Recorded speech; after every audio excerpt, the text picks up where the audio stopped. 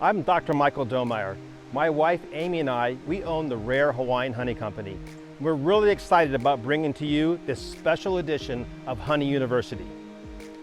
I'm a research scientist and I've been on countless research expeditions throughout my career. But I'm excited to say, for the very first time, I went on a honey expedition.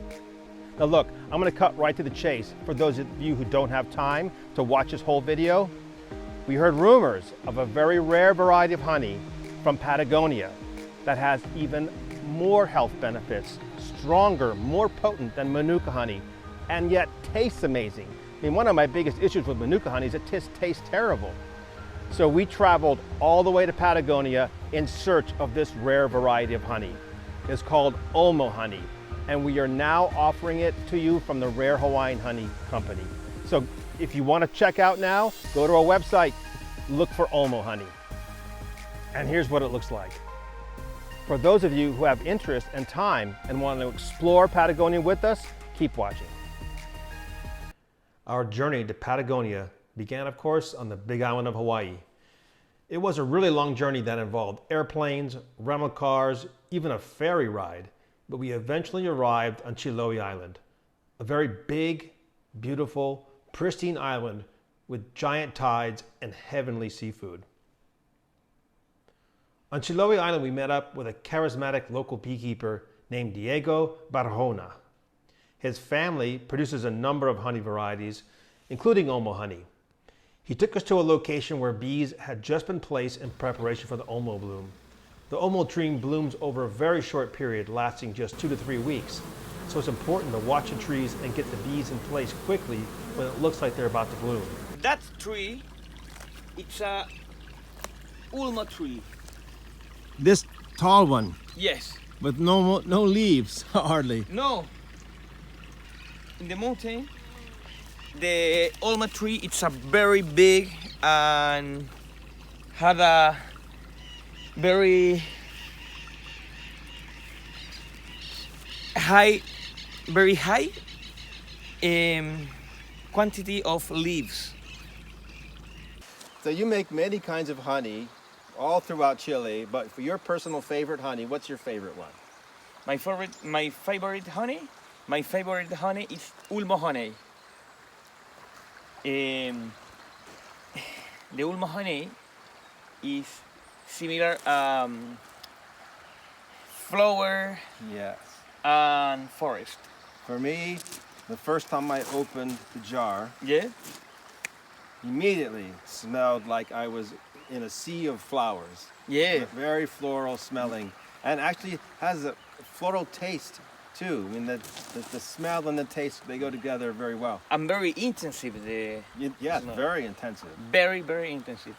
Some honeys have special medicinal properties.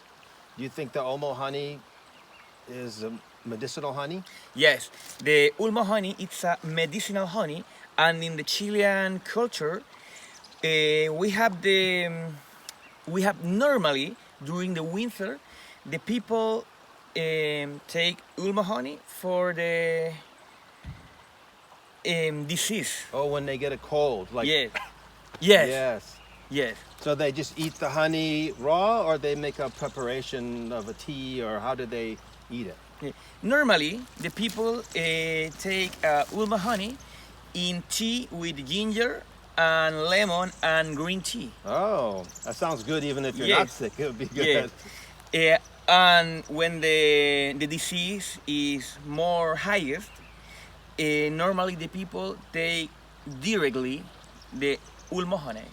Do people ever use the Ulmo honey like for Yes. a wound or a burn on the skin? Yes.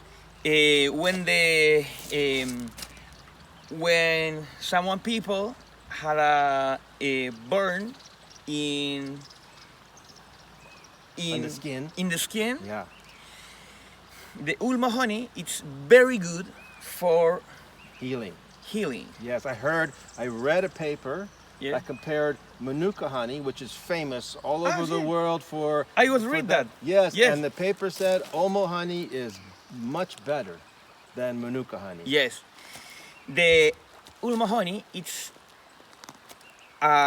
very similar and better than the Manuka honey for disease and for Antibacterial properties. bacterial properties, Yes. and principally for the problem in the skin with burn or skin disease. Yes. Or on the face. Yes, it's very good for the face treatments for people and for women. For women to stay looking Yes. beautiful and young. Yeah, very beautiful and young with Ulmo Honey. Yeah. It's very, very good. We were a bit early for the Ulmo bloom on Chiloe Island, so we drove north to Puerto Varas, in the heart of the Chilean Lake District.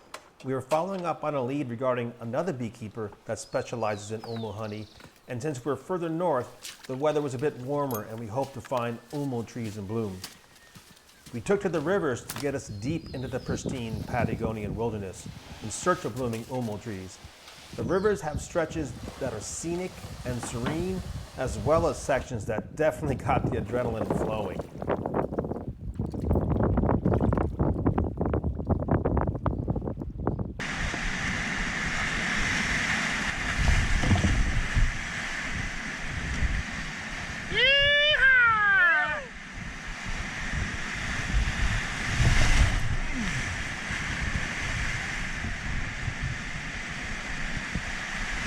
On a beautiful sunny day, we reached a tributary that we hiked up, where Amy took the time to dip a fly and I launched my drone in search of an Ulmo bloom. At last, after thousands of miles of travel and many days of searching, I found the beginning of the Ulmo bloom. As I approached that first tree I found to be in bloom, my drone startled a group of red deer. That was quite a bonus.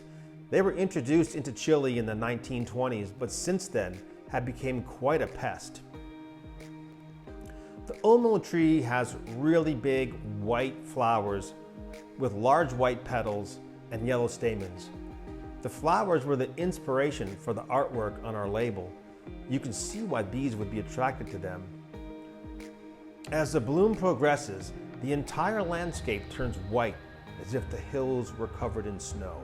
Although the honey we source is not certified organic, we ensure that it passed all tests, making it equivalent to organic honey.